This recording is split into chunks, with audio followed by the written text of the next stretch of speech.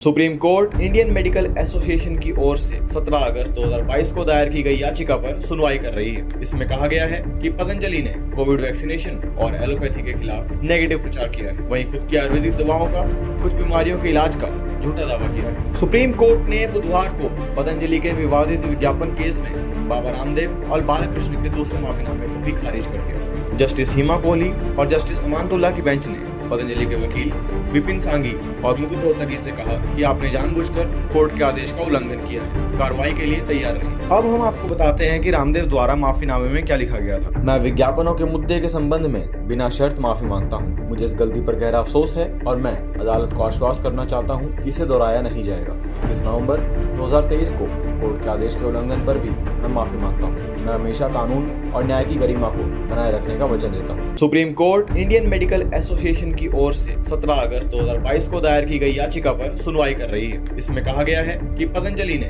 Covid vaccination और allopathy के खिलाफ नेगेटिव प्रचार किया है, वहीं खुद की आयुर्वेदिक दवाओं का कुछ बीमारियों के इलाज का झूठा दावा किया है। सुप्रीम कोर्ट ने बुधवार को पतंजलि के विवादित विज्ञापन केस में बाबा रामदेव और बालकृष्ण के दूसरे माफीनामे को भी खारिज कर दिया। जस्टिस हिमा कोहली और जस्टिस अमानतुल्ला की बेंच ने पतंजलि के वकील विपिन सांघी और मुकुट रोहतगी से कहा कि आपने जानबूझकर कोर्ट के आदेश का उल्लंघन किया है, कार्रवाई के लिए तैयार रहें। अब हम आपको बताते हैं कि रामदेव द्वारा माफीनामे में क्या लिखा गया था। मैं विज्ञापनों के मुद्दे के संबंध में बिना शर्त माफी मांगता हूँ। मुझे इस गलती पर गहरा अफसोस है और मैं अदालत को आश्वस्त करना चाहता हूँ, इसे दोहराया नहीं जाएगा। 21 नवंबर 2023 को कोर्ट के आदेश के उल्लंघन पर भी मैं माफी मांगता हूँ। मैं हमेशा कानून और न्याय की गरिमा को बनाए रखने का वचन देता हूँ। Supreme court Indian medical association की ओर से 17 अगस्त 2022 को दायर की गई याचिका पर सुनवाई कर रही है। इसमें कहा गया है कि पतंजलि ने कोविड वैक्सीनेशन और एलोपैथी के खिलाफ नेगेटिव प्रचार किया है, वहीं खुद की आयुर्वेदिक दवाओं का कुछ बीमारियों के इलाज का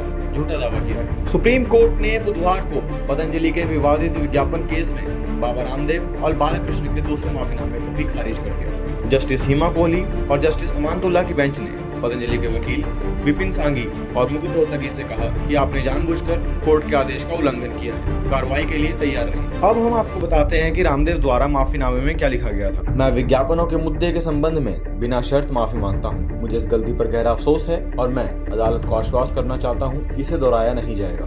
21 नवंबर 2023 को कोर्ट के आदेश के उल्लंघन पर भी मैं माफी मांगता हूँ। मैं हमेशा कानून और न्याय की गरिमा को बनाए रखने का वचन देता हूँ। Supreme court Indian medical association की ओर से 17 अगस्त 2022 को दायर की गई याचिका पर सुनवाई कर रही है। इसमें कहा गया है कि पतंजलि ने कोविड वैक्सीनेशन और एलोपैथी के खिलाफ नेगेटिव प्रचार किया है, वहीं खुद की आयुर्वेदिक दवाओं का कुछ बीमारियों के इलाज का झूठा दावा किया है। सुप्रीम कोर्ट ने बुधवार को पतंजलि के विवादित विज्ञापन केस में बाबा रामदेव और बालकृष्ण के दूसरे माफीनामे को भी खारिज कर दिया। जस्टिस हिमा कोहली और जस्टिस अमानतुल्ला की बेंच ने पतंजलि के वकील विपिन सांघी और मुकुट रोहतगी से कहा कि आपने जानबूझकर कोर्ट के आदेश का उल्लंघन किया है, कार्रवाई के लिए तैयार रहें। अब हम आपको बताते हैं कि रामदेव द्वारा माफीनामे में क्या लिखा गया था। मैं विज्ञापनों के मुद्दे के संबंध में बिना शर्त माफी मांगता हूँ। मुझे इस गलती पर गहरा अफसोस है और मैं अदालत को आश्वस्त करना चाहता हूँ, इसे दोहराया नहीं जाएगा। 21 नवंबर 2023 को कोर्ट के आदेश के उल्लंघन पर भी मैं माफी मांगता हूँ। मैं हमेशा कानून और न्याय की गरिमा को